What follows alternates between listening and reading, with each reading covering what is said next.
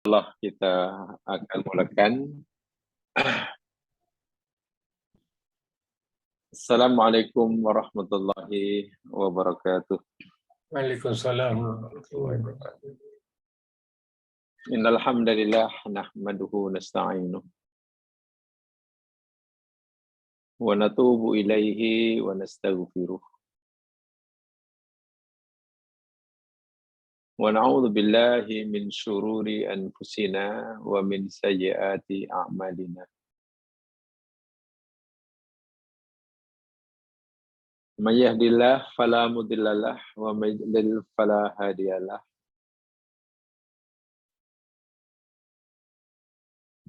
Asyhadu an la ilaha illallah wahdahu la syarikalah wa asyhadu anna Muhammadan abduhu wa rasuluh. Allahumma salli ala Muhammad wa ala ali Muhammad. Rabbi shrah li sadri wa yassir li amri wahlul 'uqdatam min lisani yafqahu qawli.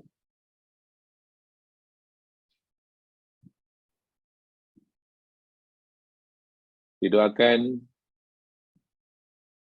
mudah-mudahan semuanya dalam keadaan sehat walafiat zahir dan batin,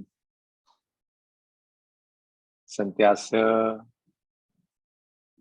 berada di bawah naungan Allah Subhanahu wa ta'ala. Amin ya rabbal alamin.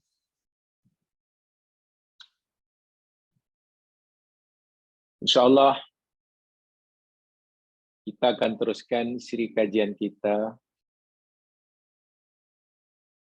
berkaitan dengan siapakah golongan-golongan atau orang-orang yang diharamkan oleh Allah masuk surga.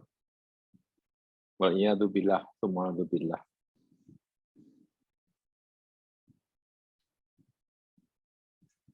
Pertama, yakni orang musyrik sehingga matinya tidak bertaubat, telah kita pelajari. Yang keduanya orang yang disebut al-muntakhir, perbuatan dipanggil al-intihar, bunuh diri. Sebagian penjelasannya juga telah kita pelajari sama.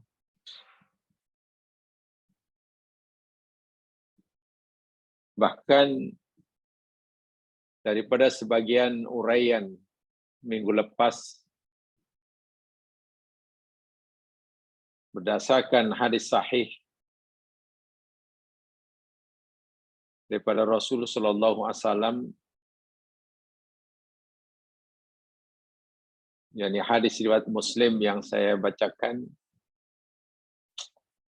sangat mengerikan sekaligus menakutkan kita. Bagaimana seseorang yang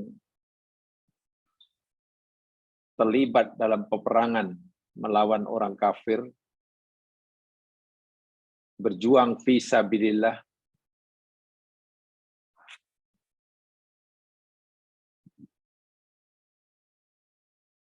dan akhirnya ia terkena senjata musuh sehingga mengalami luka yang agak serius dan parah, kesakitan, karena dia tidak mampu dan tidak sabar menahan sakitnya luka yang dia derita, lalu menggunakan senjatanya sendiri yang ada di tangan, ditikamkannya senjata itu kepada tubuhnya sehingga ia mati karenanya. Kematian orang ini bukan karena luka yang ia derita di jalan Allah, tapi asbab kematiannya karena perbuatan sendiri, menikam diri sendiri. Inilah intihar, dan inilah yang Nabi katakan haram masuk surga. Walhal jika ia bersabar dengan sakit yang dialaminya, kerana luka, kesan daripada tikaman musuh, ia akan mati juga. Ya, mungkin sejam dua itu, mungkin sehari dua. Dan bila mati dikarenakan luka, kesan daripada tikaman senjata musuh, matinya syahid. Masuk surga tanpa hisab. Bolehlah dikatakan, antara sahabat ini sebenarnya dengan surga tinggal satu langkah. Dia satu langkah, sangat dekat. Tapi jarak yang tinggal satu langkah, satu hasil itu pula, dia ambil shortcut karena tak tahan dengan luka yang dia tikam diri sendiri, sehingga matinya karena bunuh diri. Betapa sia-sianya lah amal dan perbuatannya melibatkan diri dalam peperangan melawan orang kafir. Itulah yang saya katakan hadis Muslim yang kita pelajari minggu lepas itu benar-benar menjadikan peringatan bagi kita. Jika orang yang mati kerana luka di medan perang dan karena tak sabar kemudian menikam dirinya, dihumban oleh Allah dalam neraka, haram masuk surga, bagaimana pula lah orang yang hanya karena kecewa, karena musibah yang kecewa, karena penderitaan hidup, persoalan hidup, ya, karena dibuang kerja, corona punya pasal, hilang pekerjaan, melihat tanggungan berat, melompat daripada tingkap kondonya, mati, waliyadzubillah. Inilah satu jenayah yang sangat luar biasa menurut agama Allah Subhanahu wa taala.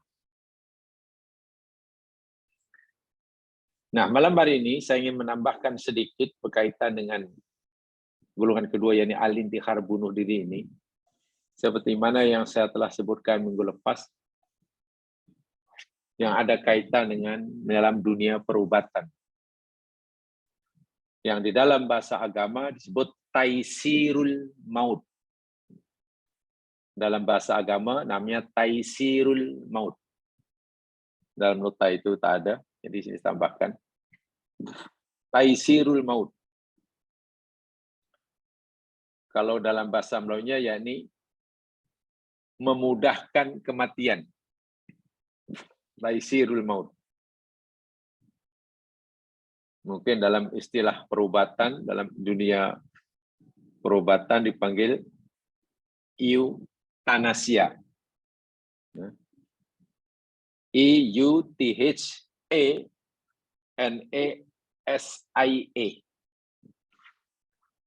E-U-T-H-N-A-A-S-I-A.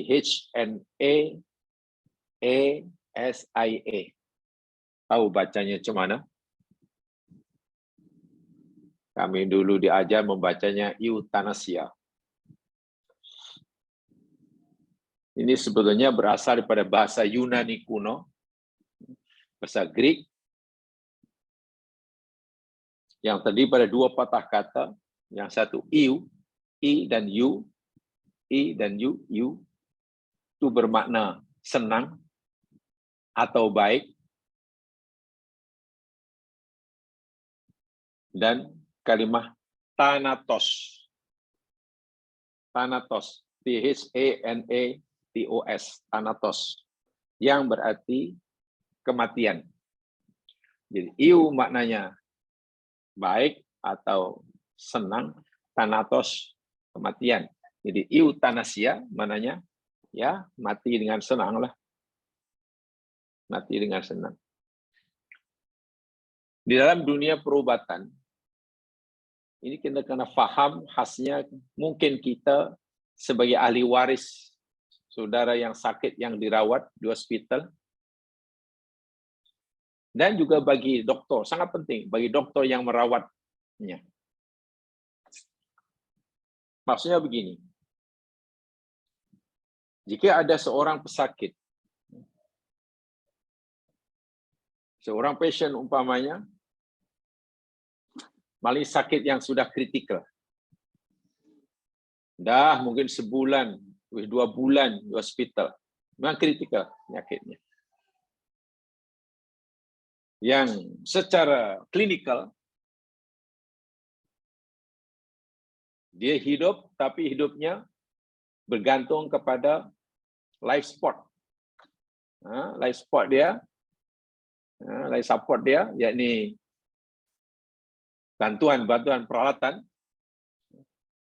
Life support dia seperti wayar itulah, tonggak itulah. Doktor kata, inilah peralatan supaya life support ni kalau dah ditarik,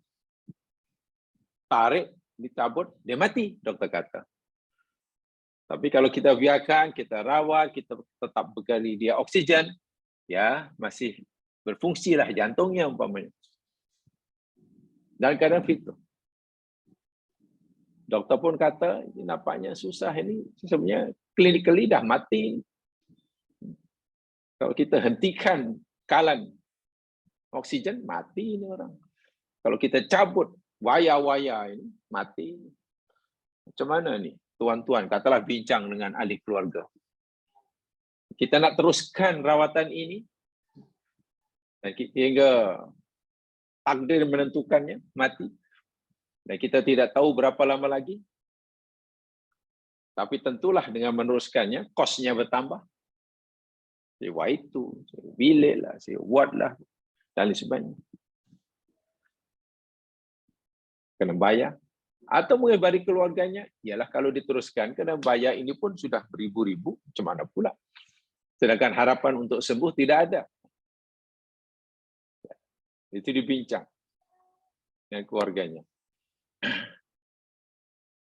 Apapun yang akan dilakukan oleh dokter ini, kalau dia terus dirawat pun akan mati juga. Kalau dihentikan rawatannya pun mati juga. Kemana yang dipilih? Meneruskan rawatan pasti akan menambahkan bebanan biaya. Apalagi pasien yang menunggu di luar sudah banyak yang menunggu. Buat pula terhad.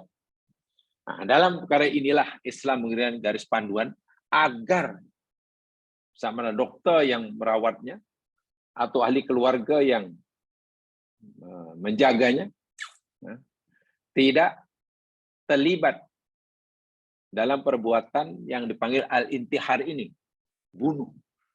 Dan itu berat sekali. Caranya bagaimana jemaah sekalian?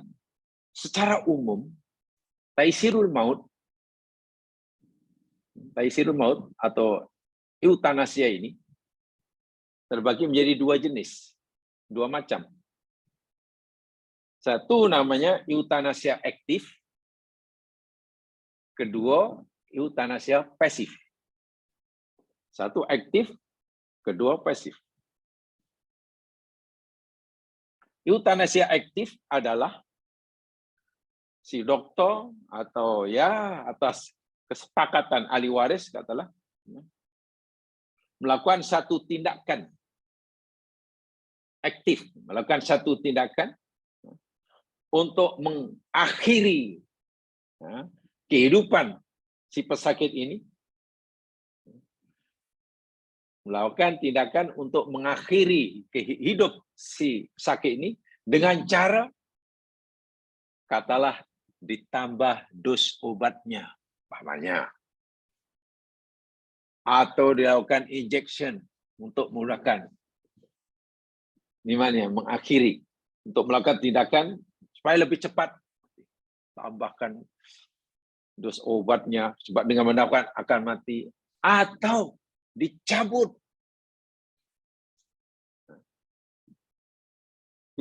dia life support tadi, waya-waya, mesin-mesin dicabut dan mati.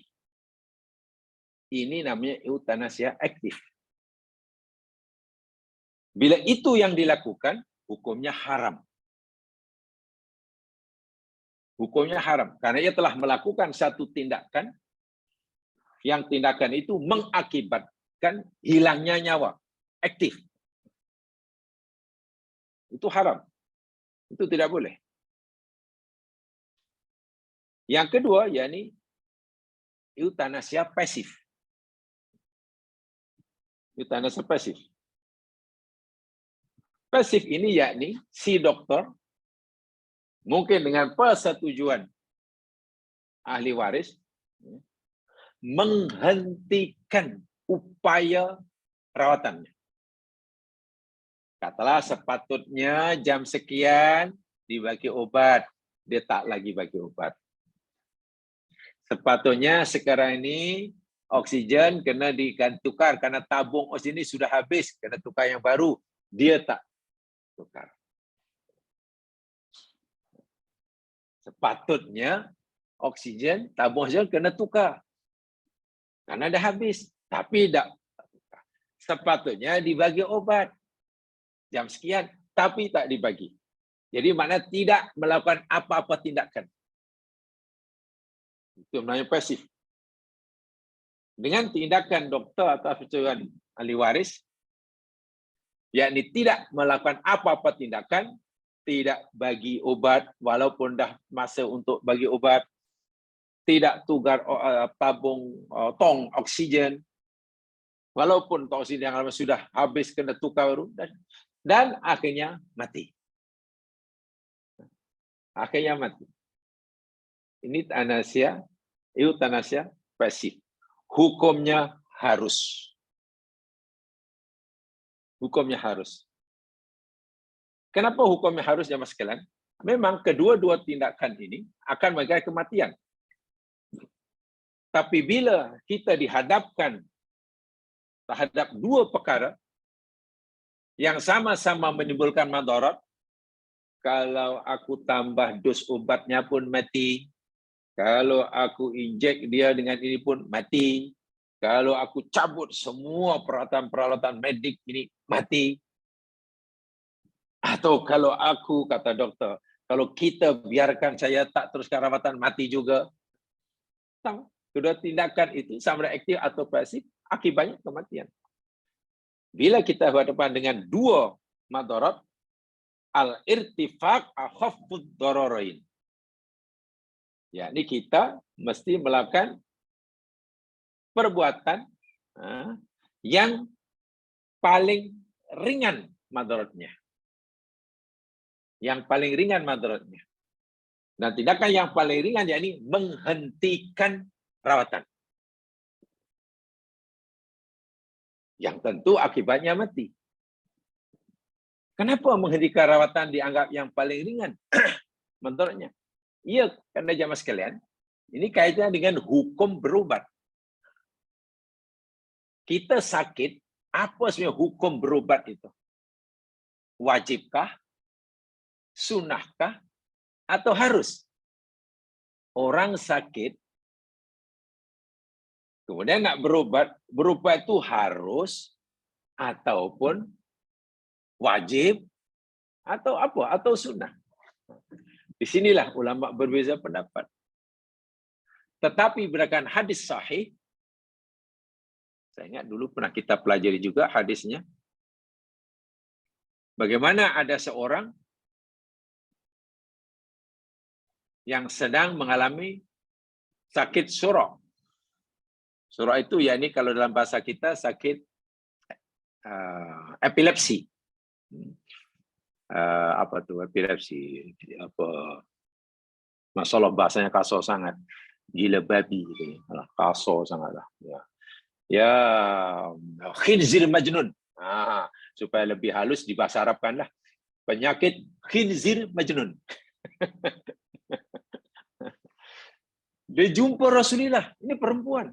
Ya Rasulullah, aku ini mengalami penyakit khinzir majnun ya Rasulullah. Tolonglah doakan kepada Allah agar sembuh. Agar Allah sembuhkan penyakitku. Itu permintaannya kepada Rasulullah Sallallahu Alaihi Wasallam.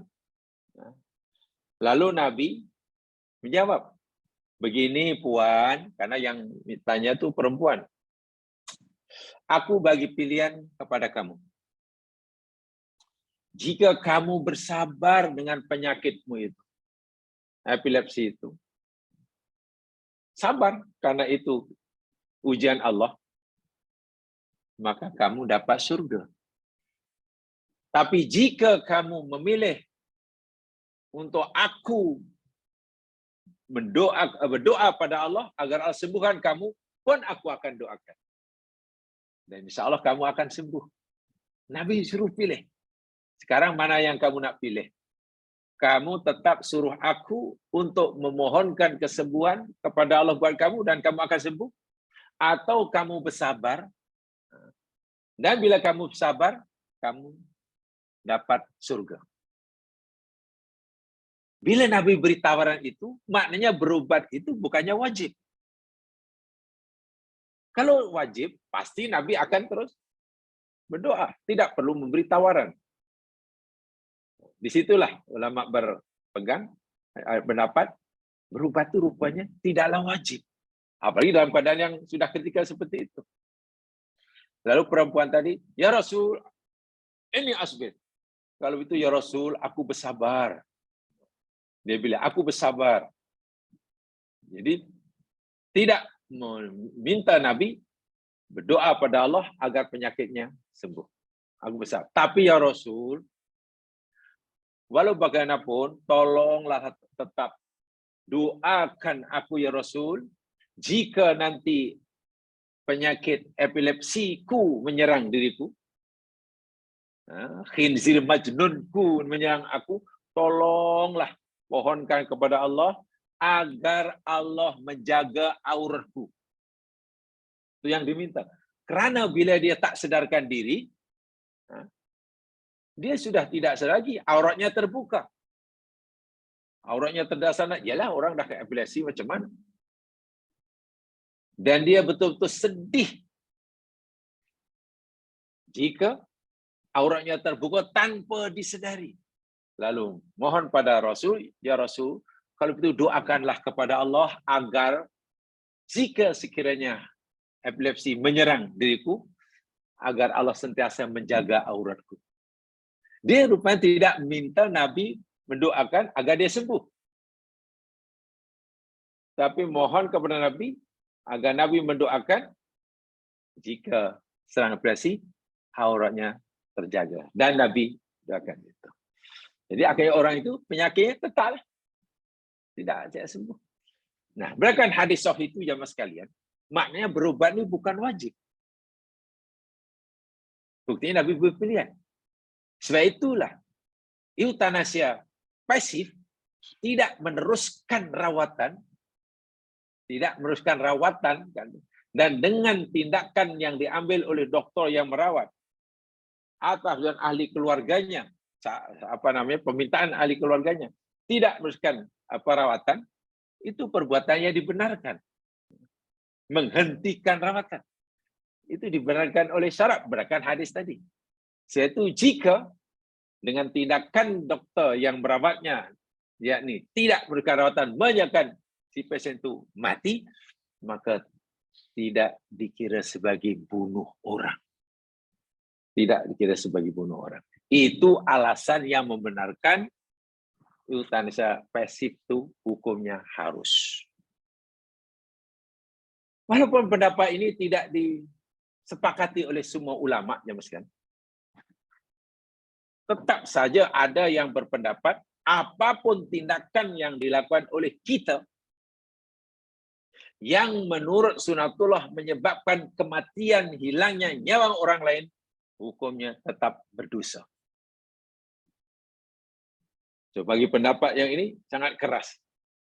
Mau eutanasia aktif ke, pasif ke, hukumnya sama, tetap berdosa. Alasannya, karena Allah Subhanahu wa Ta'ala berfirman dalam surah Ali Imran ayat 156. Ali Imran 156. Ini ayat yang dijadikan alasan. Alasan.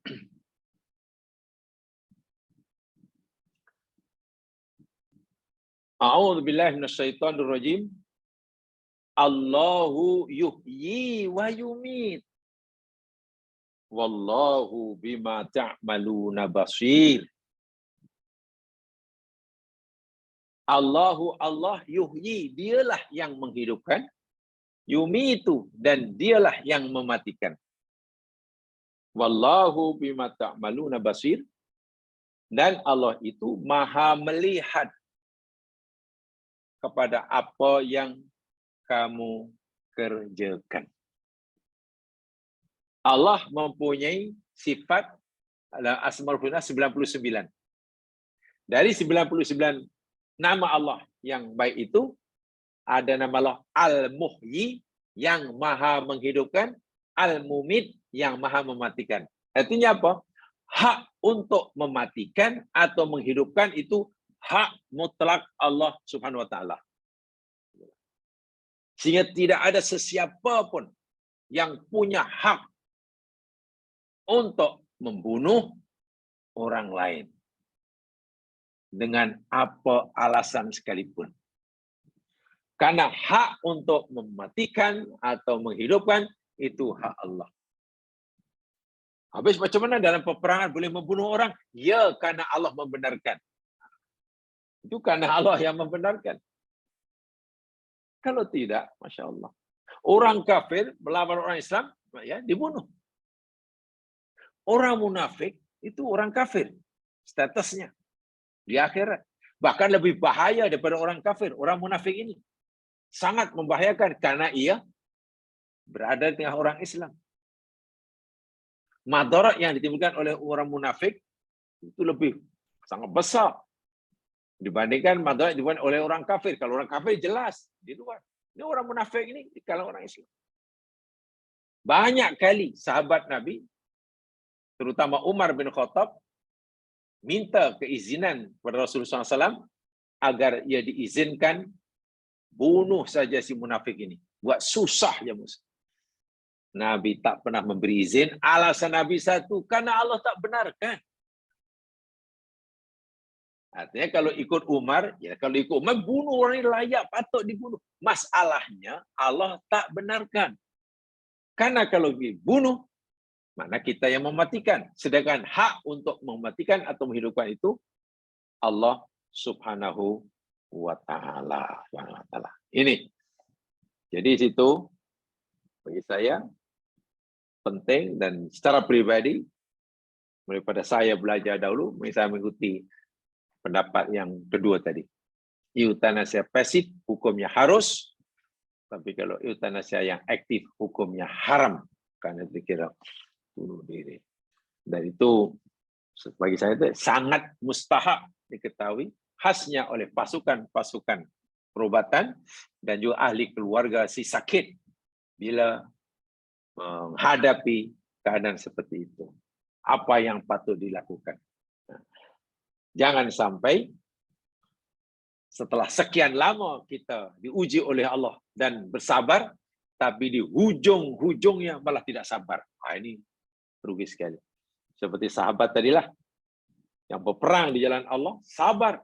Tapi ya Allah, saat-saat akhir sebelum kematiannya, diambil jalan pintas, ambil shortcut, dan akhirnya masuk neraka dan diharamkan masuk surga. Baik, itu golongan yang kedua. Sekarang mari kita lihat siapa golongan ketiga yang diharamkan oleh Allah masuk surga. Seperti biasa, di situ hanya saya cantumkan satu hadis dan saya ingin uraikan nanti. Yang ketiga, al-imamul ghasyu li ra'iyatihi. Tolong di baris-baris kalau tak boleh. Al-imamul ghasyu li ra'iyatihi. Terjemahan Melayunya, pemimpin yang curang, yang menipu rakyatnya. Allahu Akbar walillahil hamd. Imam itu pemimpinlah, orang yang dilantik, orang yang diberi kuasa untuk memimpin orang ramai. Tetapi ia curang, menipu, ghash li ra'iyatihi, terhadap rakyatnya yang dipimpin. Subhanallah. Hadisnya, saya cantumkan satu saja di sini. Yang lain nanti ada tambahnya. An Ma'qil ibni Yasar. Daripada sahabat Nabi bernama Ma'qil bin Yasar. Radhiyallahu anhu. Qala. Dia berkata. Qala Rasulullah sallallahu alaihi wasallam. Baginda Nabi sallallahu alaihi wasallam bersabda. Ma min walin. Ma min walin. Tidak ada seorang pun yang diberi kuasa memerintah. Walin itu maknanya wali. Orang yang diberi kuasa untuk mengurus, mentadbir, memerintah. Satu urusan itulah. Yali, yang memerintah, yang mengurus, yang mentadbir. Ra'iyatan, rakyat. Ra'iyah, bahasa Arab, bahasa Arab, rakyat. Rakyat itu sebenarnya asalnya bahasa Arab. Ra'iyah. Minal muslimin, daripada orang-orang muslim. Fayamutu. Lalu pemimpin yang diberi tugas amanah tadi mati. Wahuwa ghasyun. Wahuwa dalam keadaan dia. Waw itu namanya waw haliyah. Padahal. Sedangkan. Padahal atau sedangkan. Ghasyun. Ketika yang mati. Ghasyun menipu. Curang. Lahum bagi mereka rakyatnya yang dipimpin. Illa, melainkan harrama, telah mengharamkan Allahu Allah alaihi, ke atas pemimpin tersebut, al jannata, surga. Hadis ini sahih riwayat Imam Al-Bukhari. Itu tadi terjemahan harfiah. Word by word. Itu tadi WBW istilahnya. Terjemahan WBW. Word by word. Terjemahan secara umum, secara bebasnya, sesiapa saja orang yang diangkat, diberi kuasa untuk memimpin, mengurus, mentadbir urusan rakyatnya daripada orang Muslim. Kemudian hingga ia mati. Dan semasa mati itu, dia curang, dia tipu rakyatnya. Allah haramkan ke atas pemimpin tadi surga. Berat ya. Berat memang jemaah sekalian. Ini pemimpin ini berat. Tapi dia jika adil, Nabi bersabda, orang yang nanti di akhirat dapat naungan di bawah naungan Allah, hanya ada 7 golongan saja di mahsyar yang berada di bawah naungan Allah. Yang pertama yang disebut imamun adil, pemimpin yang adil. Masya Allah. Bila adil, ganjarannya besar sekali. Bahkan Nabi mengatakan, aku dengan punya adil di surga. Macam ini. Jari telunjuk dengan jari tengah Nabi rapatkan. Mana betul-betul kamcing dekat dengan Rasulullah. Kalau adil. Tapi bila curang, dia menipu rakyatnya, diharamkan masuk surga. Ini bermakna orang yang diberi amanah memimpin ini sebenarnya dalam keadaan yang sangat kritikal. Dengan kepemimpinan itu telah membuka lorong, membuka jalan yang luas baginya, sama ada jalan untuk ke surga atau jalan ke neraka. Kepemimpinan yang pikul oleh seseorang itu sebetulnya adalah peluang, kesempatan baginya sama ada untuk masuk surga dengan mudah ataupun menuju neraka dengan senang juga. Alhamdulillah. Gitu, ya. Jamaah sekalian, apa makna ghosh di sini? Al-Imamul Ghossin. Jamaah sekalian, ghosh itu isim fa'il atau masdarnya yakni ghishun. Ghosh itu orangnya. Perbuatannya namanya ghishun. Ghinshin, ghishun. Itu namanya masdar. Kata terbitan. Bahasa Melayu kata terbitan. Macam makan makanan. Macam itulah. Makan makanan. Melukis lukisan. Menulis tulisan. Ghishun. Jadi masdar, kata terbitan. Apa-apa. Ya, kata terbitan lah. Verbal noun. Kata orang putih. Verbal noun. Adalah lawan kata antonim kepada nasihah. Ghishun itu lawan kata atau antonim bagi nasihah. Nasihat di sini bukan nasihat dalam bahasa Melayu ya, bukan advice ya. Nasihat itu makna ketulusan hati, kejujuran hati, kejernihan hati, itu namanya nasihat. Nasuha. Ingat, ada kalimat taubatan nasuha. Taubatan nasuha itu mana taubat yang ikhlas, dengan hati yang jernih, tulus ikhlas, gitulah. Suci. Jadi ketulusan hati, kejernihan hati, tak ada kotor, itu namanya nasihat. Lawannya ghishun. Curang. Curang. Sebagaimana Nabi bersabda, ad-dinun nasihah. Agama itu adalah nasihat, tapi ramai orang yang salah memahaminya. Hadis Nabi, riwayat Muslim, ad-dinun nasihah. Agama itu nasihat katanya. Lalu nasihat diartikan, difahami sebagai dalam bahasa Melayu. Salah. Kalau ad-dinun nasihah, agama itu nasihat, yang maksudnya yakni nasihat di bahasa Melayu, yakni macam advice lah. Lalu sahabat bertanya, bagi siapa ya Rasul? Lillah, itu nasihat bagi Allah. Macam mana kita nak nasihati Allah? Aku nasihat bagi Allah, nasihat bagi kitab Allah, nasihat bagi Rasulnya. Macam mana? Kalau nasihat di sini maksudnya memberi nasihat, macam nak bagi nasihat pada Allah? Mustahil kan? Nasihat di situ, agama adalah nasihat, agama itu ketulusan hati, kejernihan jiwa. Sebab itu kita menyembah Allah mesti dengan hati yang suci. Mengamalkan Al-Quran dengan hati yang suci, jiwa yang bersih. Kepada Nabi jiwa bersih, kepada semua Muslim tak ada menyimpan rasa tak baik. Itu namanya nasihat. Itu namanya nasihat. Baik. Ada hadis lain yang ingin bacakan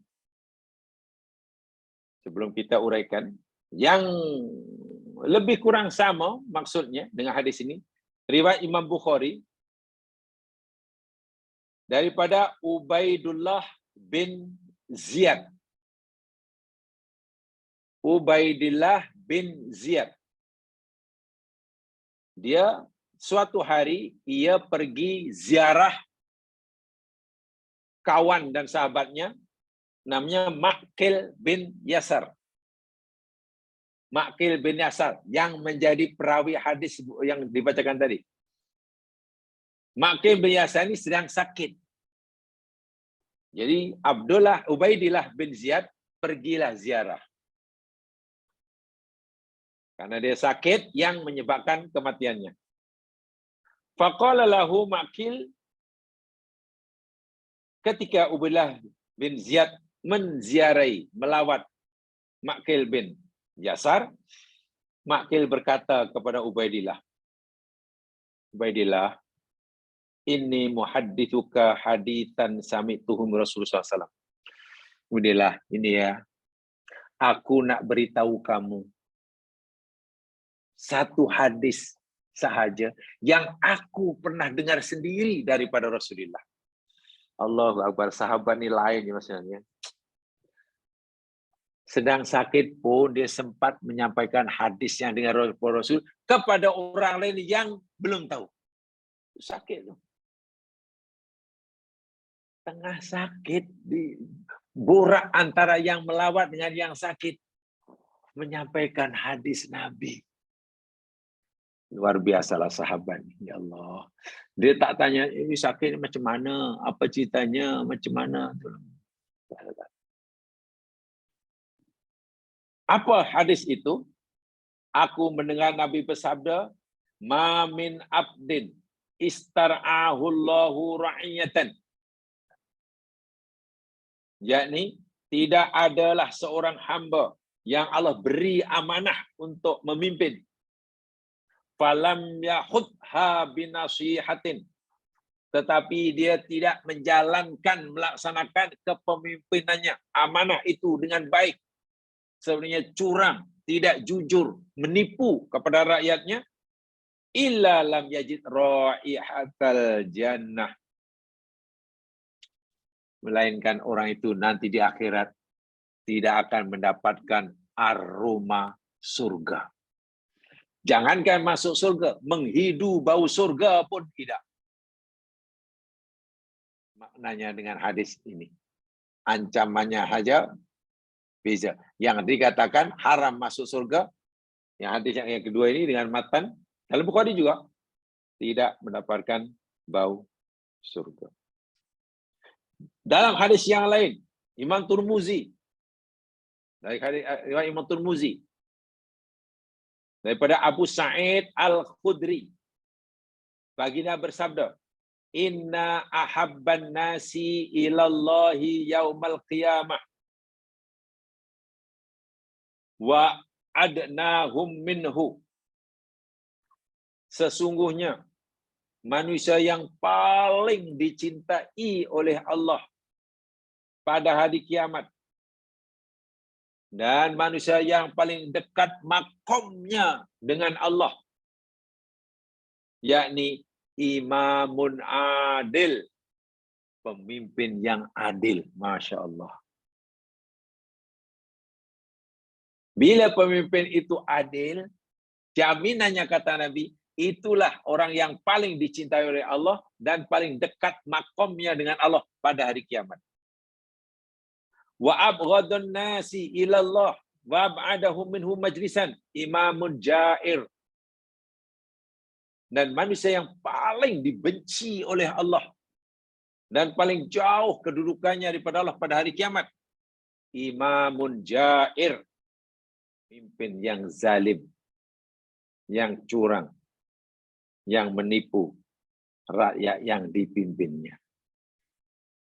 Rakyat yang dipimpinnya. Satu lagi hadis. Tadi riwayat Tirmidzi. Satu lagi hadis. Riwayat Imam Ahmad dan An-Nasai daripada Ka'ab bin Ujrah. Mari kita renungkan sama ada hadis ini berlaku pada zaman sekarang atau tidak. Mari sama-sama kita berfikiran jernih. Nabi telah bersabda 14 abad yang lalu lebih. Apa sabda baginda dalam hadis Ahmad dan An-Nasai? Innahu sayakunu alaikum ba'di. Sesungguhnya akan berlaku, akan wujud, akan ada, akan terjadi selepas kewafatan aku nanti. Orang yang menguasai kamu, yang jadi pemimpin kepada kamu. Siapa kata Nabi? Umara'un, faman dakhala alaihim fasaddaqahum bikadibihim. Maka siapa saja yang masuk dalam mereka lalu membenarkan mereka dengan kebohongan mereka. Artinya akan datang selepas aku nanti. Nabi tak sebut berapa lama. Berapa lama lagi, berapa tahun lagi. Selepas aku mati, kata Nabi. ada pemimpin yang memimpin kamu, lalu ramai orang yang membenarkan kebohongannya. Pemimpin ini bercakap bohong, lalu orang membenarkannya, mengiyakannya. Wa a'anahum ala dzulmihim, dan ramai orang yang menolongnya dalam melakukan kezaliman dan kecurangannya. Maknanya penyokongnya ramai. Yang membenarkan kebohongannya tidak sedikit. Yang menyetujui kecurangan kezalimannya pun ramai. Falaisa minni walastu minhu, Nabi kata. Maka pemimpin yang seperti ini dan penyokong-penyokongnya, dia bukan golongan aku. Mereka bukan umatku. Walastu minhu, dan aku pun tidak termasuk mereka. Nabi berlepas tangan. Nabi enggan dan tak mau mengakuinya sebagai umatnya. Walaisa biwaridin alayya haudi, dan pemimpin seperti dan pengikut-pengikutnya tidak akan dapat mendatangi telagaku. Ingat, Nabi Muhammad SAW oleh Allah SWT diberikan satu keistimewaan berbanding Nabi yang lain, yakni diberikan telaga di surga. Yang kemudian ulama nama telaga Kautsar itulah.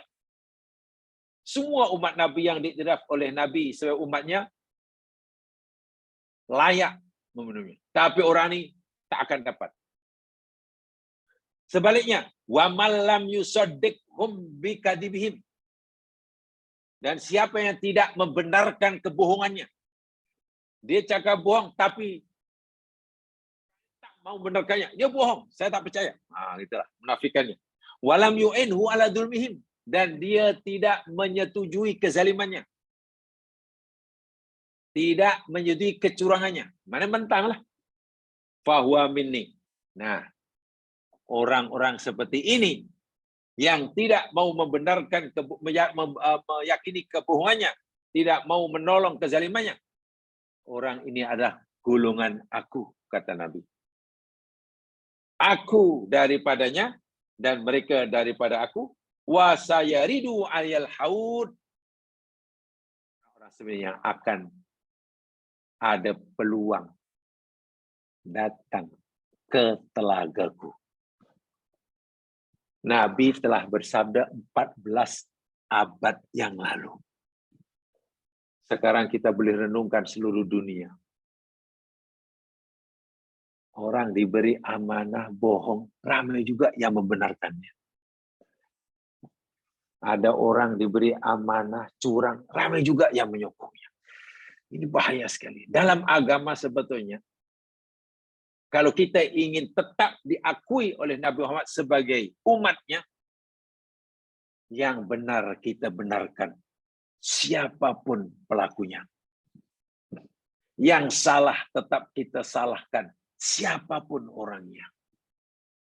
Yang bohong tetap kita nafi dan kita tolak, kita dustakan, siapapun orangnya. Yang jujur, kita akui kejujurannya dan kita bantu siapapun yang melakukannya. Ini yang perlu dijaga dalam hidup. Yang perlu dijaga dalam hidup. Jamaah sekalian, ulama-ulama hadis ketika memberi syarahan tentang hadis-hadis tentang kepemimpinan, sebagai saya baca tadi, ia tidak hanya terhad pada pemimpin negara, bukan.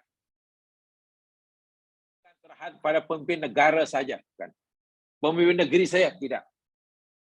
Yakni pemimpin apa saja, termasuk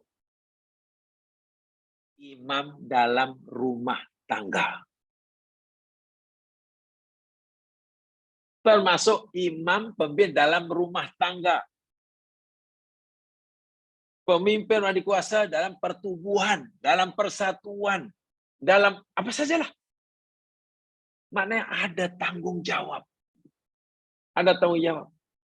Jika kita jadi pemimpin, walaupun yang paling tingkat kecil dalam rumah tangga, tapi kita curang kepada ahli keluarga kita, kita menipu kepada ahli keluarga kita. Wa'iyadzubillah, dosanya sangat berat. Dosanya sangat berat. Apatah lagi pemimpin negara. Sekurang-kurangnya kalau orang itu menjadi pemimpin, katalah ya satu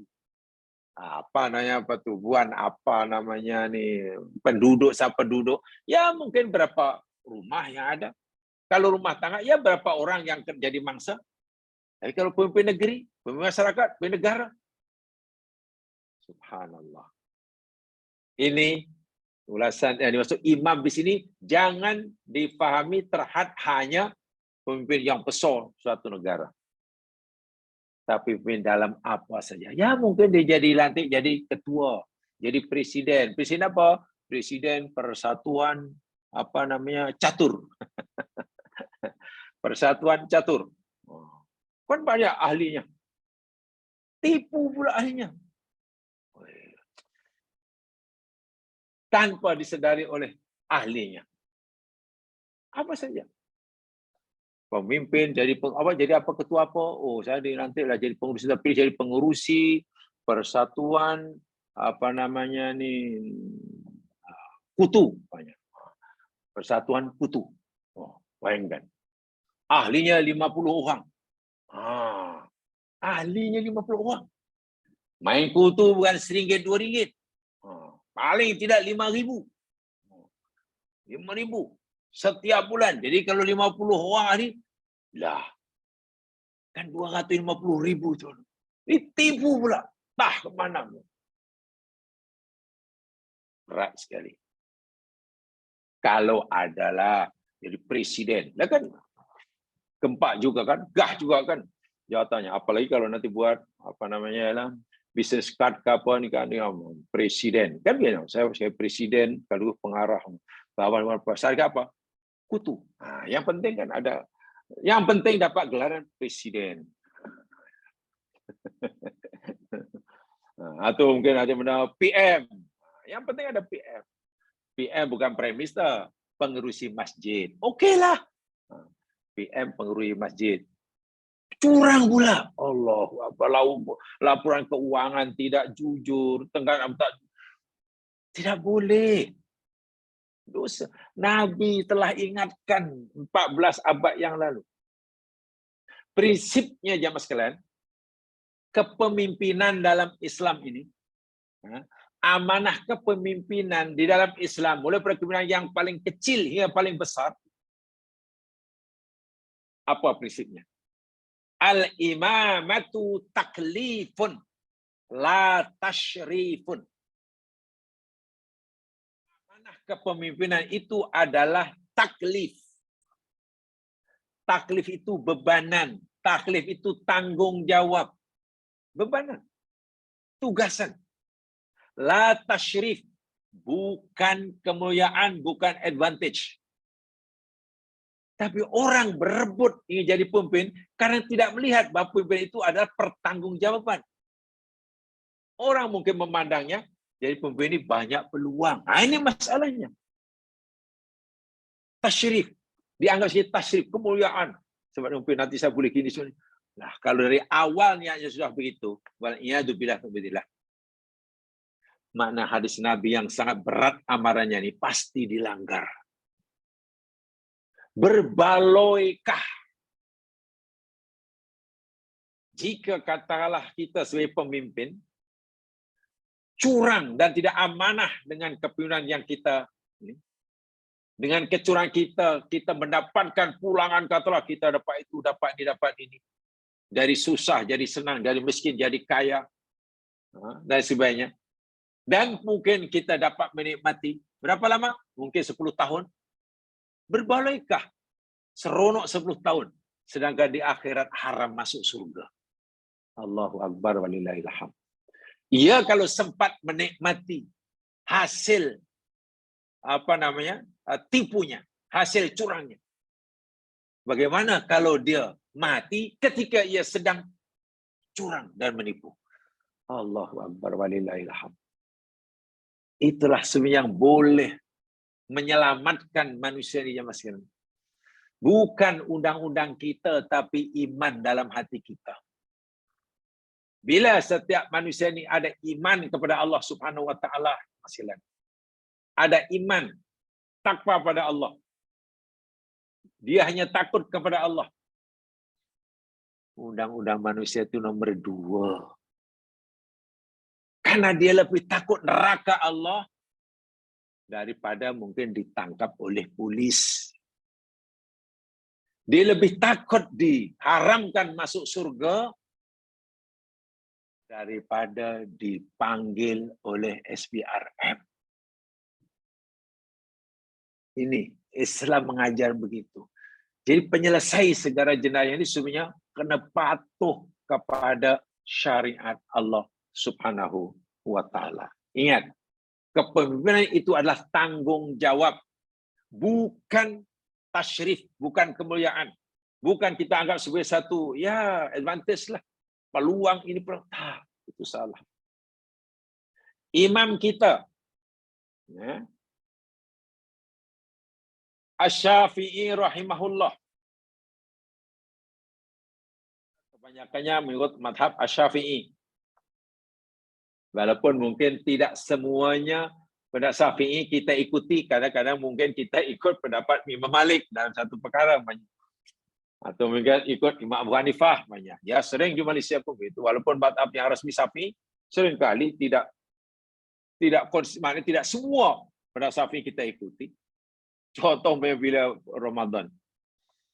Bila Ramadan, kita wajib bayar zakat fitrah. Betul? Kalau ikut Imam Syafi'i, zakat fitrah itu mesti wajib berupa bahan makanan di tempat itu. Di Malaysia, bahan makanan asalnya ni apa? Beras. Di tempat lain apa? Kurma. Tempat lain apa? Gandum. Kita beras. Kalau Imam Syafi'i wajib zakat fitrah itu bayar dengan beras. Tidak boleh tidak. Itu pendapat Syafi'i. Tapi kenapa dalam ini kita tak ikut itu? Bolehlah diganti dengan nilainya. Kalau ganti itu bukan mazhab Syafi'i ya Mas sekalian. Itu mazhab Hanafi boleh. Akhirnya kita tanpa sedari rupanya kita bertukar mazhab. Boleh pun, tak ada masalah. Tak ada masalah. Banyak kan yang seperti itu. Baik, apa kata Imam Syafi'i dalam hal kepemimpinan ini? Agar kita amanah bila diberi kuasa. Manzilatul imami minar ra'iyati, manzilatul waliyyi minal yatimi. Itu kata Imam Asy-Syafi'i, boleh dirujuk dalam kitab Al-Ashbah wan Nazair, kitab yang popular itu. Apa kata beliau? Kedudukan seorang pemimpin terhadap rakyatnya yang dipimpin itu sama seperti kedudukan seorang penjaga, wali terhadap anak-anak yatim yang di bawah jagaannya. Katalah kita sebagai ketua mengerusi pimpinan rumah anak yatim. Di situ ada 100 orang anak-anak yatim semuanya.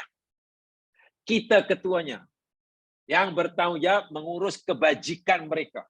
Bantuan-bantuan orang untuk mereka kita urus, kita yang ada kuasa mengurusnya. Pelajarannya, makan minumnya, akhlaknya sampai dewasa. Bayangkan. Jika Imam Syafi'i kata pemimpin terhadap rakyat itu ibaratnya macam wali mengurus harta anak yatim, maknanya tidak boleh cincang. Tak boleh asal. Mesti bersungguh-sungguh. Sebab silap sikit neraka. Anak yatim. Ya, Quran memberitahu kita, jika kita yang mengurus anak yatim ni katalah fakir. Fakir maknanya tidak cukup harta benda. Kita perlu menyara keluarga kita. Quran kata, bolehlah kamu mengambil upah bayaran daripada kerja mengurus harta anak yatim, tapi sekadar yang patut. Kita perlu makan berapa, kita perlu, ya sekadar itu aja upahnya. Tak boleh lebih. Itu jika kita fakir, mengurus harta anak yatim, diberi. Dan Allah kata, jika kaya, kita sudah kaya, dan bertujuan mengurus anak yatim, Allah kata, tidak perlu mengambil apa-apa upah, walaupun 1 sen. Ya, karena mengurus harta anak yatim ini, bila jujur, ganjarannya surga. Ya, surga. Tapi bila dia ghos, curang, menipu, haram masuk surga. Imam Asyafi'i memandang bahwa kepemimpinan yang diamanahkan pada seseorang itu untuk mengurus urusan orang ramai, ya bahasa Melayunya pada rakyat, sama dengan kedudukan wali, ketua yang menguruskan kebajikan anak-anak yatim. Maknanya tidak boleh silap sikit. Hati mesti jujur, mesti takut pada Allah. Sebab apa? Anak-anak yatim di zaman sekarang, jika si ketua yayasan, ketua rumah itu kata bohong, curang sekalipun, anak yatim mana tahu? Orang berderma kepada rumah anak yatim katalah ribuan ringgit. Simpanannya banyak. Kalaulah ketua tadi menggelapkannya, mana anak yang tahu? Yang penting anaknya itu tak apa, tahu makan ada, minum ada, sekolah free semuanya. Mana tahu? Wahal semua itu adalah diwakafkan untuk mereka. Kita pula yang bermanfaat. Tidak mereka. Mungkin orang tidak merasa bersalah karena anak yatim tak tahu. Inilah yang sering menyebabkan orang gelap mata bila ia diberi amanah untuk mengurus kesejahteraan orang lain, di mana orang lain yang diurus itu belum tahu apa-apa. Inilah bahayanya bila seorang diberikan amanah memimpin, lalu fikir tidak semua rakyat tahu betul apa yang dilakukan olehnya. Sehingga dia akan beranilah belok kanan, belok kiri. Ya, zigzag lah jalan dia. Tak lurus, zigzag. Ya, akhirnya gunakan prinsip kong kaling kong. Istilahnya. Maksudnya kong kaling kong. Jadi, kong kaling kong, tutup mata, celuk kantong. Itu maksudnya. Kong kaling kong, tutup mata, celuk kantong. Waliyadzubillah. Ini ya, jelas ya. Jadi hadisnya sudah jelas. Kita bacakan. Sekarang saya ingin membacakan syarah uraian ulasan daripada hadis tadi. Saya bacakan supaya kita tahu maksudnya. Tawalliya amrin nas wa ta'amru alaihim fi taklif bil qiyam bimasalihim bari ayatiha. Kepemimpinan yang diserahkan pada seseorang terhadap orang ramai, itu adalah taklif, tadi saya katakan. Itu adalah tanggung jawab, itu adalah bebanan, taklif yang perlu dipertanggungjawabkan terhadap kemaslahatan, kebaikan mereka yang dipimpinnya. Bihasbi ma'audha syar'ul mutahhar, sesuai dengan apa kata syarak. Wal imaratu laisat tarafu'an wa tajabburan 'alan nas. Allahu akbar. Kepemimpinan bukan, tidak boleh dijadikan tarafu', alat atau sana untuk meninggikan diri, membanggakan diri, menjombongkan diri. Jamaah sekalian, perumpamaan yang diberikan Imam Syafi'i itu luar biasa. Pemimpin bagi rakyat itu macam wali atau pemimpin yang menjaga anak yatim. Sekarang, bila kita menjadi ketua untuk menjaga kemaslahatan anak yatim, siapa yang perlu lebih banyak melayan siapa? kita sebagai ketua yang lebih banyak melayan kerana anak yatim, atau anak yatim yang perlu lebih melayan kerana kita? Kan kita kan. Kita sebagai pelayan mereka. Apalagi bila sebut yatim, katalah masih kanak-kanak, belum balik, anak orang tua dah tak ada. Kotor kita mandikan. Tengok, sakit kita rawat. Lapar kita bagi makan. Tak tahu kita ajar. Itulah peranan ketua, pemimpin pada yatim. Dan begitu jugalah sepatutnya pemimpin sesuatu bangsa itu. Bukan minta dilayan, tapi dia sebagai pelayan. Bahasa Arab mengatakan sayyidul qaumi khadimuhum. Pemimpin suatu kaum itu hakikatnya adalah pelayan mereka, bukan tuan. Menurut Islam, orang yang jadi pemimpin itu adalah menjadi pelayan, khadim, khadam, bukan tuan. Tapi yang berlaku sekarang di mana-mana dunia kan terbalik. Jadi pemimpin itu kan malah jadi tuan. Justru rakyat yang disuruh melayani. Itu terbalik. Rakyat itu tuannya. Itu khadamnya. Itu prinsip yang tetapkan oleh agama Islam. Jadi tidak boleh jadikan alat untuk menyombongkan diri, untuk buat sewenang-wenang. Mana boleh seorang wali ketua rumah anak yatim sombong, berlaku tidak lemah lembut terhadap anak yatim dan lain sebagainya. Kama yaf'alu katsirun minal umar alladziina yansawnahu nas. Tak boleh menyombongkan diri, diadakan ini untuk dilayan sebagaimana yang banyak dilakukan oleh banyak pemimpin hari ini. Wa tusbihul imarah fi nadhari maghnaman. Allahu akbar. Dan ramai orang yang diberi amanah kepemimpinan ini, kepemimpinan ini dianggap sebagai ghanimah. Ini bahaya sungguh. Bila orang ada kuasa, melihat apa yang namanya itu sebagai ghanimah. Ghanimah ini kan maksudnya harta rampasan perang kan? Mana boleh di akaunnya dan boleh dibagikan kepada siapa yang dia mau. Itu bahaya sungguh, sangat-sangat bahaya. Betul-betul itu membuka pintu neraka dan menutup pintu surga. Fahaulai satakunul imarah alaihim wabalan wa khizyan yaumal qiyamah. Dan orang-orang yang seperti itulah cara melaksanakan kepemimpinannya. Kemudian itu nanti akan menyebabkan ia tertimpa musibah yang sangat dahsyat di akhirat dan akan menjadi punca kesedihan, kehinaan pada hari kiamat.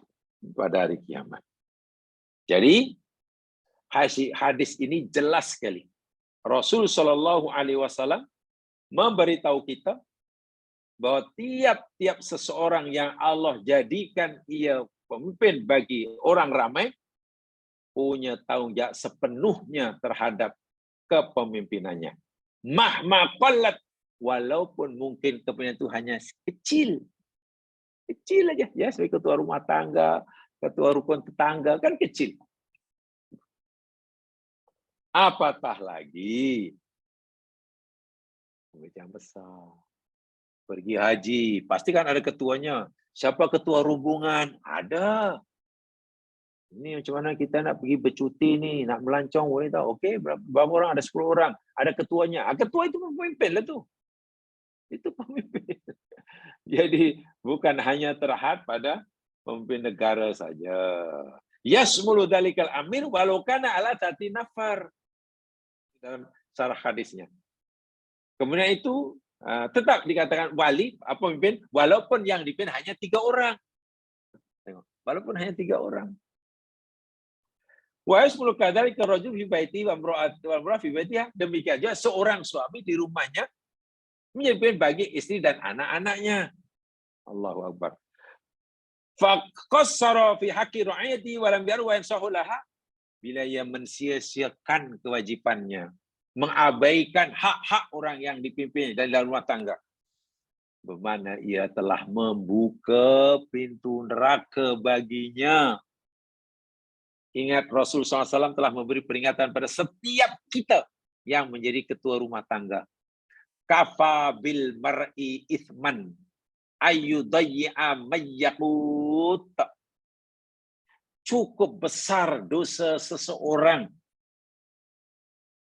yang mengabaikan, yang tak indah keperluan orang yang di bawah jagaannya.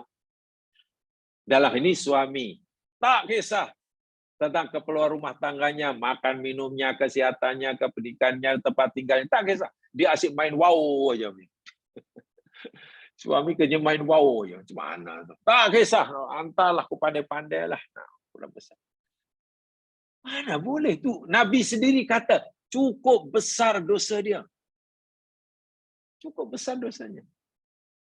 Jadi betul-betul ada situ sangat peringatan yang bisa sangat keras lah, ya, berkaitan dengan ini kepemimpinan. Bahkan di dalam hadis yang disebutkan di atas yang dibaca tadi, Allah yashummar raihatal jannah. Nak masuk surga, nak mencium bau surga pun tak dapat. Walaupun bau surga itu sebenarnya dapat dihidu daripada jarak yang jauh sejauh 70 tahun perjalanan. Aroma surga itu dapat dikesan sejauh 70 tahun perjalanan. Bukan 70 tahun batu ya, 70 tahun perjalanan. Jamaah sekalian, kan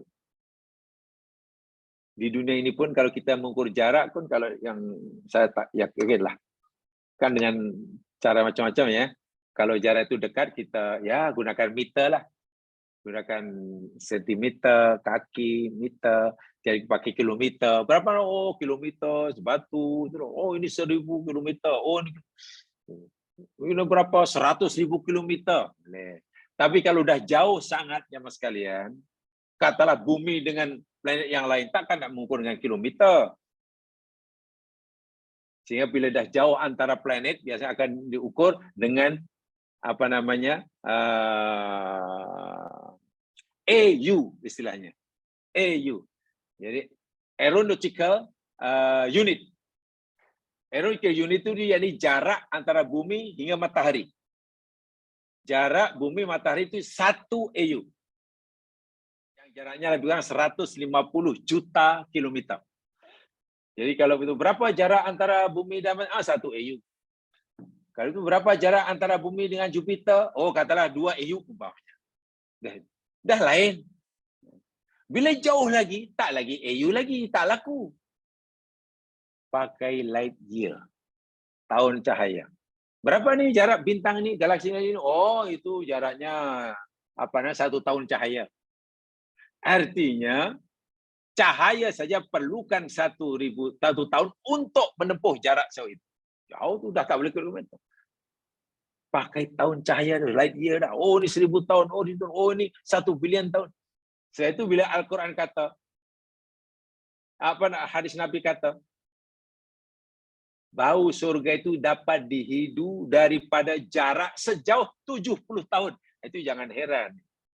Nabi rupanya sudah agak maju ya istilah Nabi. Sekarang rupanya dah digunakan istilah tahun. 70 tahun bukan menunjukkan waktu, tapi menunjukkan jarak. Jarak yang ditempuh oleh cahaya, katakanlah kalau yang paling laju yang kita tahu sekarang, cahaya selama 70 tahun. Hanya berapa batu itu?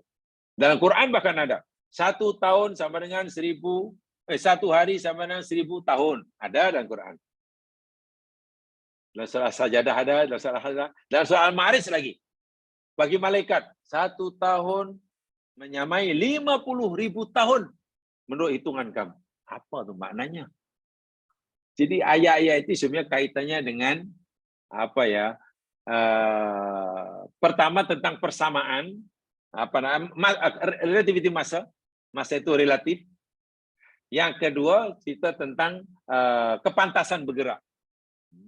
Jadi kalau Allah kata malaikat bergerak, urusan Allah sehari dah bagi mereka sama dengan 50.000 tahun bagi kamu.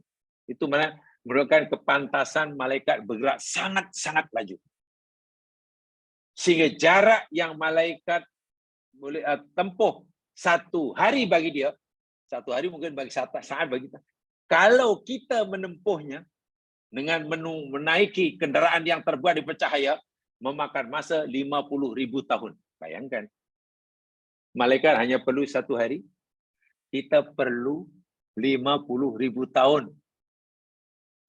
Naik kendaraan yang terbuat daripada cahaya. Bukan naik kapal terbang. Kalau kapal terbang lagi lambat. Jadi kepantasan kendaraan yang kita naiki sepantas cahaya. Jadi ayat ini juga hadis Nabi. Macam mana jarak aroma surga dapat dihidu sejauh 70 tahun itu apa maknanya? Ini bukan jarak. Jadi Nabi, saya ulangi, telah menggunakan istilah yang sekarang manusia baru menggunakannya. Tapi Nabi 14 tahun abad yang lalu sudah menggunakannya. Seperti mana hadis Ahmad ya, hadis Ahmad. Ini bermakna ingatan yang sangat keras daripada Islam, jauhilah rishun ini. Curang, menipu, tidak jujur. Tidak jujur dalam berbagai masalah. Tidak jujur dalam kebijaksanaan, tidak jujur dalam penguatkuasaan, tidak jujur dalam menguruskan harta benda, tidak banyak. Kun ma'nasi nasihan. Jadilah kita orang yang tulus, ikhlas, yang bersih, yang suci. Wa in kana amaluka lillahi ta'ala adamallahu azza wa jalla hadzal amal. Karena jika kita berhati tulus ikhlas dalam beramal, maka Allah akan kekalkan amal itu. Allah akan kekalkan amal itu. Tapi sebaliknya, wa'iyadzubillah, Al-Qadi'iyat telah memberikan ulasan apa yang dimaksud curang itu. Pemimpin curang, menipu itu apa maksudnya? Al-Qadi'iyat itu dilihat dalam Syarah Muslim yang dikarang oleh Imam An-Nawawi. Beliau berkata, ihmalu hududihim au tadyi'u huquqihim. Mereka yang dikatakan curang dalam memimpin, menipu dalam kepemimpinan, yakni tidak mengambil berat tentang undang-undang. Apa maksud tak mengambil berat undang-undang ini? Jemaah sekalian, kalau kita diberi kuasa memimpin, itu kan besar kuasanya, dan kita curang dalam melaksanakan undang-undang. Bahasa kami dahulu, semasa masih menuntut, walaupun saya kira pelajar yang gagal lah.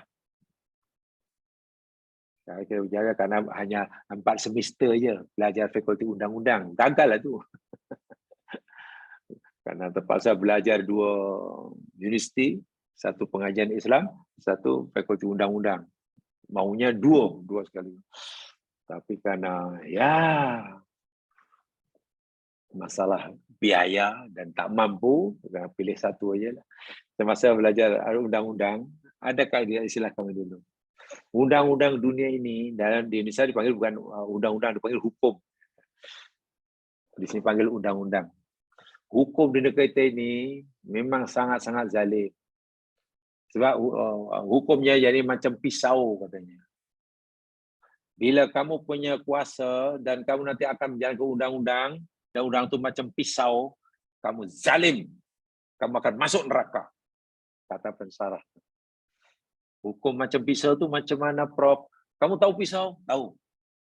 Pisau tu yang tajam 2 belah ke atau sebelah? Biasanya sebelah ajalah. Pisau biasanya yang sebelah aja yang tajam, kan? Kalau macam ni pisau yang sebelah bawah, kalau nak potong sebelah bawah tajam. Yang belakang yang ke atas, tumpul lah, tebal. Itulah undang-undang macam tu, yang mana undang-undang zalim tu. Jadi tajam ke bawah, tumpul ke atas. Maknanya kalau undang-undang itu untuk orang-orang kecil, kesalahan yang dilakukan oleh orang kecil terus dihukum. Tapi bila yang melakukan kesalahan orang-orang besar, lepas. Itu contoh kata qadiyat, curang, menipu, tidak adil. Jadi undang-undang pisau, tajam ke bawah, tumpul ke atas. Nabi 14 abad yang lalu telah memberitahu kita tentang undang-undang yang seperti ini. Pelaksanaan undang yang seperti ini. Innama ahlaka qaumun man qablakum. Sesungguhnya kaum sebelum kamu binasa dan hancur itu. Kamu tahu tak? Punca kehancuran, kebinasaan kaum sebelum kamu. Nabi beritahu. Orang dahulu dihancurkan oleh karena inama idza saraqad dhaif aqamu alaihil had. Karena orang-orang sebelum kamu ni bila yang mencuri itu orang kecil, rakyat kecil, mereka akan kenakan had. Kenakan had, laksana hukuman. Tapi wa idza saraqa minhumul syarif, tapi bila yang mencuri buat kesalahan itu orang-orang besar, tarakuhu, mereka lepas. Nabi yang cerita.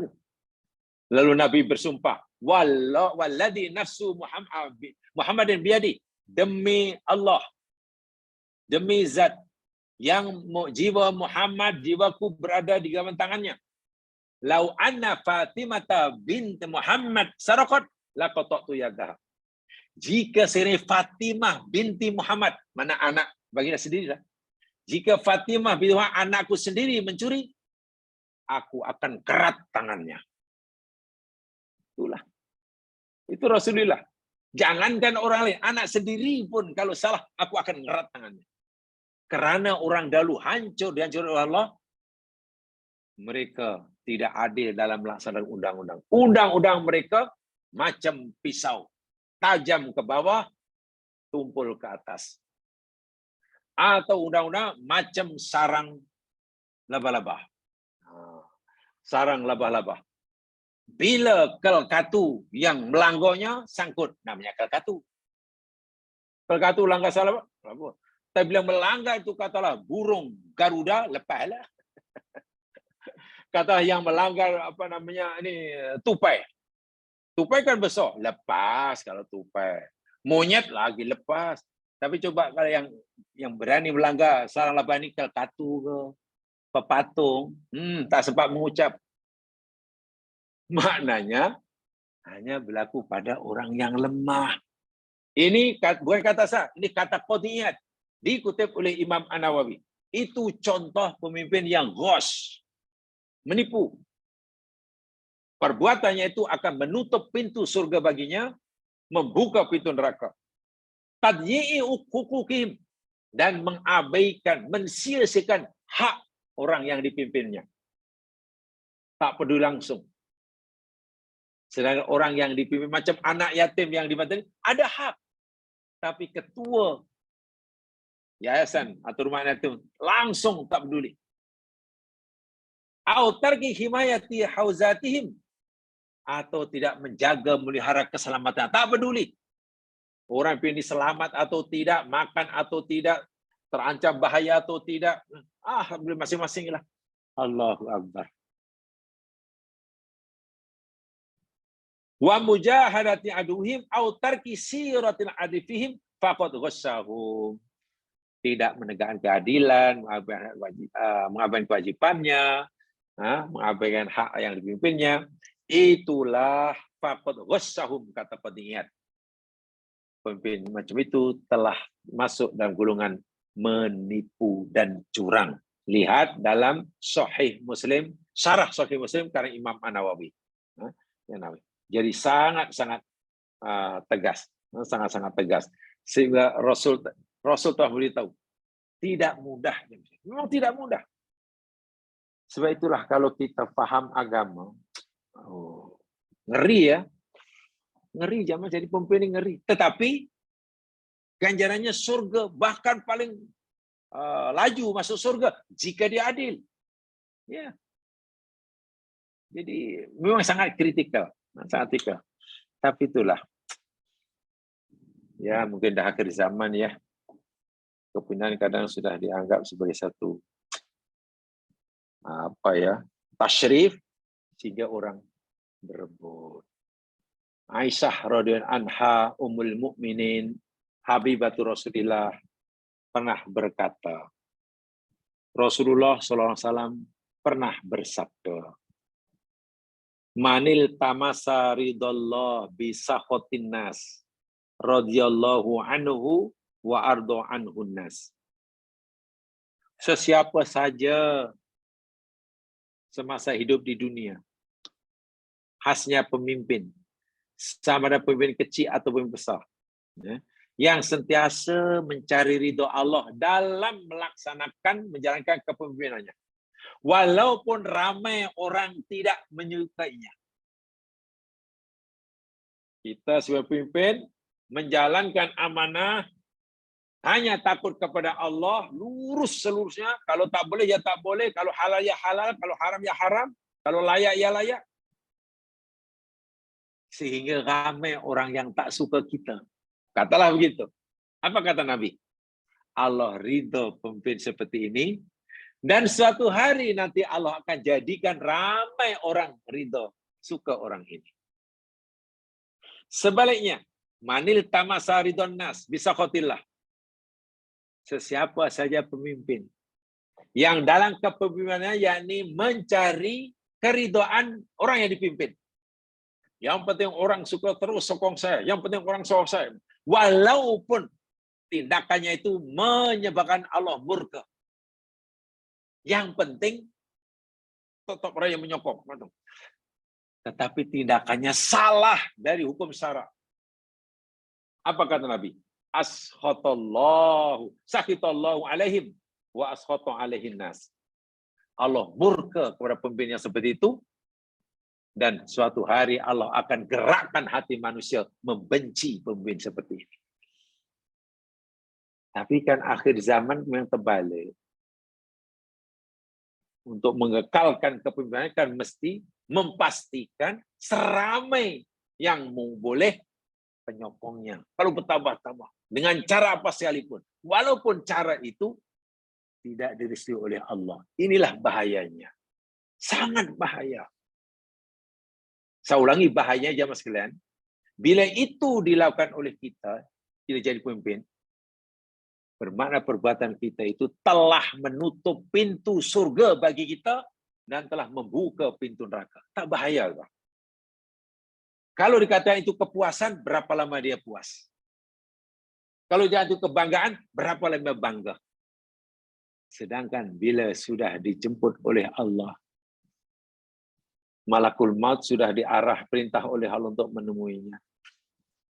Disitulah taklif kesedaran tak habis, tak punya tiba.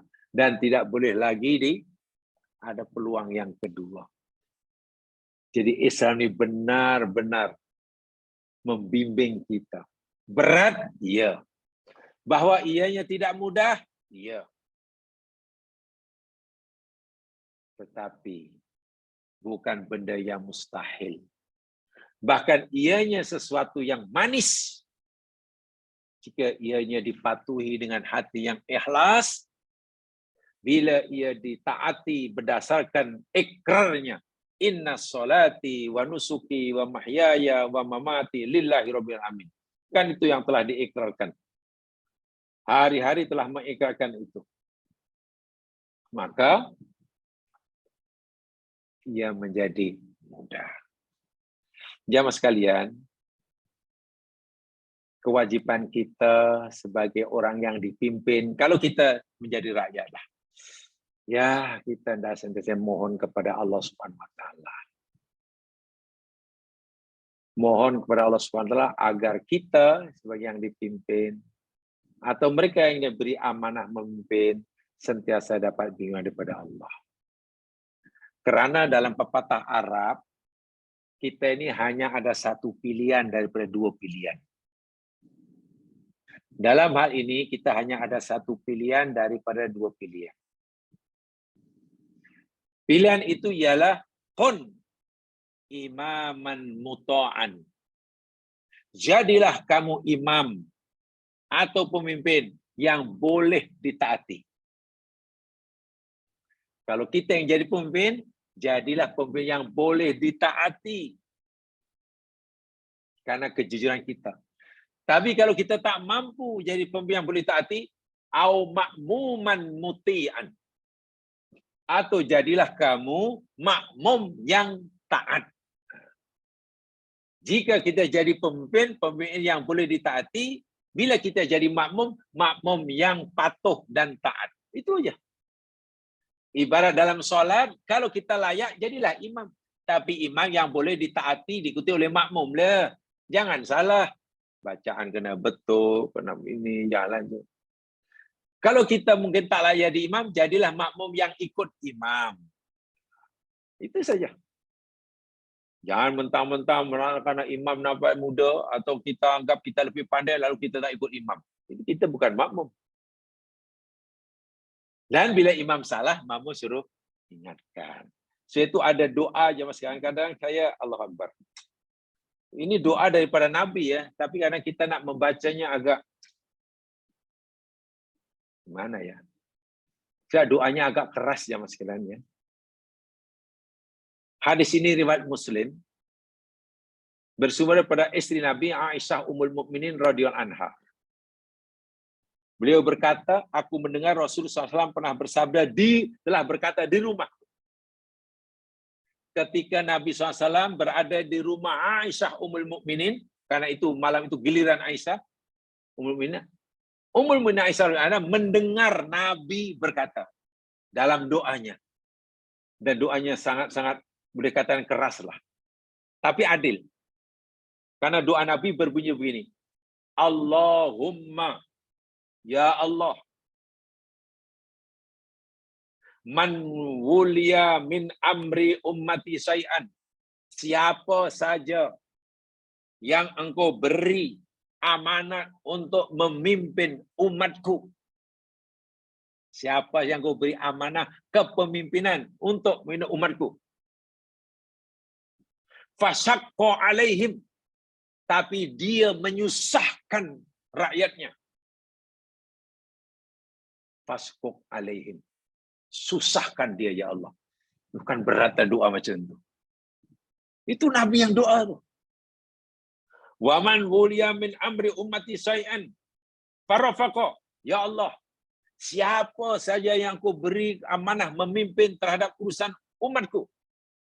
Farafaqa bihim, lalu ia mengasihi rakyatnya, sayang kepadanya, lemah lembut kepada, mengambil berat padanya. Farfuq bihi. Ya Allah, kasihanilah dia, sayangilah dia. Itu doa Nabi. Ya, mungkin kita itu kan doa adil. Sebab doa Nabi, ya Allah, siapa saja yang Engkau beri amanah memimpin terhadap urusan umatku, kemudian dia curang, kasar, zalim, menyusahkan rakyatnya, susahkan dia ya Allah. Susahkan hidupnya. Tapi jangan itu saja, sambunglah supaya adil. Ya Allah, dan siapa saja orang yang Kau beri kuasa pemimpin terhadap urusan umatku, dan dia menyayangi rakyatnya, mengasihi umatnya, mengambil berat umatnya, bahkan tak boleh tidur malam, memikirkan kepentingan rakyatnya. Ya Allah, sayangi pemimpinnya macam itu. Ini hadis sahih yang masih riwayat Muslim tu. Pernah kita berdoa begitu? Atau mungkin pernah ada doa, mari kita munajat nasional. Kadang-kadang adakan munajat nasional, munajat perdana. Yalah, kalau ada khatam perdana, buka perdana, gotong royong perdana, ya mesti adalah munajat perdana. Doa perdana. Satu dan tudanya ini kata, macam mana? Nanti lagi. Doa yang hadir itu semua pemimpin-pemimpin rupanya. Kecut saya nggak dengar. Yang doa pula sampai menangis. Ya, kalau kan doanya baik. Dia tidak ditujukan pada sesiapa, secara umum. Ya Allah, siapa saja yang Engkau beri amanah memimpin terhadap urusan umatku, lalu dia menyusahkan mereka umatku, yang rakyatnya, susahkan hidupnya ya Allah. Tapi siapa yang Kau beri amanah memimpin urusan umatku dan menyayangi mereka, kasih mereka, mereka mudahkan hidupnya ya Allah, sayangi pemimpin macam itu. Nah, sejuk mungkin yang kedua itu kita mungkin diaminkan, yang pertama mungkin tak diaminkan. Ya, ini doa Nabi ini jemaah sekalian. Jadi bagi saya amat mustahak kita membantu seperti ini. Kita membantu seperti ini. Dan hadisnya sahih, jadi tidak perlu khawatir. Riwayat Muslim. Karena kita kasihan kan. Kita kasihan. Karena hidup kan tidak lama. Bagaimanalah kalau kita tidak ikut mengambil berat. Hanya itu sajalah. Kita hendaklah sentiasa mengambil kepada yang benar. Dari manapun datangnya. Kita mesti menyokong, membantu, kebenaran dan kejujuran. Siapapun yang melakukannya. Kita mesti tolak kezaliman, penyelewengan, siapapun. Kena macam itu. Jadi bukan karena pelakunya, tapi karena perbuatannya. Itu prinsip orang Islam. Orang Islam ini sentiasa berada di atas jalan yang lurus. Adil namanya. Dan adil itu maknanya sikap yang saya berpihak kepada kebenaran. Bukan pelakunya. Jadi jangan fanatik kepada pelakunya. Tak boleh. Kita mesti fanatik kepada kebaikannya. Kalau kebaikan kita, siapapun yang melakukannya. Kejahatan kita tolak, siapapun yang itu sepatutnya kalau kita sayangkan iman kita masing-masing. Tapi namanya manusia kan tidak mudah. Kadang orang punya idola sendiri, ya, punya kesan sendiri. Akhirnya ya, Masya Allah. Kalau terlalu itu nanti terkena disiden oleh syair Arab. Hubbuka say yu'mi wa yusim, kata orang Arab. Cintamu yang berlebihan pada sesuatu akan membuatnya kamu buta dan peka. Kasar kan bahasanya. Orang kalau sudah mencintai sesuatu berlebihan, akan menjadikan orang itu buta dan peka. Mana tak nampak apa-apa, tak dengar apa-apa. Saya dulu pernah cerita. Masih menuntut lah, naiklah bas mini. Bas kota lah gitu. Di bandar-bandar besar kan ada bas. Tak apa di zaman dulu buruk sangat banyak. Dan paling murah gitu. Bergayut gitu. Jalan jauh, bagilah belajar jauh ni. Ya, tak mampu nak sewa ini. Jadi dahlah penat-penat, lapor pula, adalah di Indonesia kan ada artis jalanan. Artis jalanan numpang bas di sini sampai nyanyi di dalam bas, naik turun, tak payah ada nyanyi-nyanyi. Ya kadang kita mengganggu kan, dah nyanyian tak sedap apa. Tapi ada satu penyanyi itu membuat akhirnya kita tu gelak. Satu batu semua gelak. Pasal lirik dia ditukar. Dah ramai bagi gitar lah. Satu ada liriknya sampai sekarang masih ingat. Dia kata, kalau cinta sudah melekat, tai kucing rasa coklat katanya. Sampai sekarang saya masih ingat. Kalau cinta sudah melekat, tai kucing rasa coklat. Maknanya kalau orang sudah selalu sayang pada seseorang, ya, tai kucing pun rasa coklat. Bayangkan. Yu'mi wa yusim, kata orang. Matanya jadi buta, telinganya jadi peka. Karena semuanya benar belaka dan tidak ada yang salah. Maklum sudah terlalu cinta. Sebenarnya karena sudah terlalu benci, ya jangankan tai kucing, coklat pun rasa tai kucing. Dan itu bukan sifat orang mukmin. Orang mukmin orang yang di tengah. Adil namanya. Insya Allah kalau itu kita jalankan, kita selamat dunia akhirat.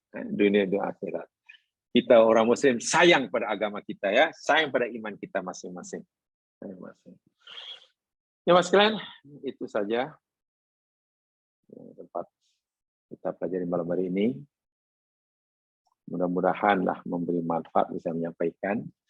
Dan saya ingin tegaskan sekali, yang dimaksudkan pemimpin di sini bukan hanya pemimpin negara, tapi pemimpin apa saja, hingga pemimpin pada peringkat yang paling kecil, yakni pemimpin dalam rumah tangga. Rumah tangga. Itu hendaklah. Dan setiap kita maknanya wajib menegakkan keadilan. Keadilan dalam agama itu maknanya sentiasa berpihak kepada kebenaran. Berpihaknya bukan pada orangnya, bukan kuatnya, tapi kepada kebenarannya. Orang Islam mengajar begitu, tapi yang tidak mudah, perit memang.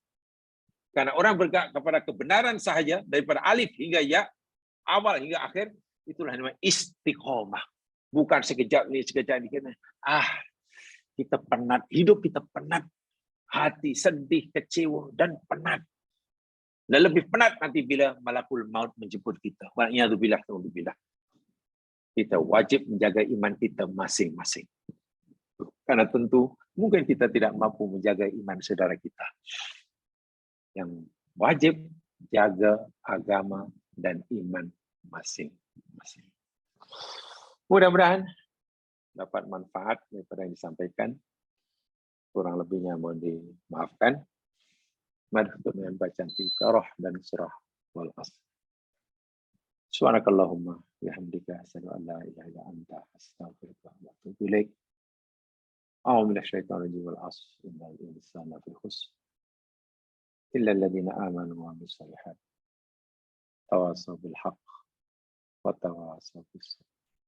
Assalamualaikum warahmatullahi wabarakatuh. Waalaikumsalam warahmatullahi wabarakatuh. Waalaikumsalam warahmatullahi wabarakatuh.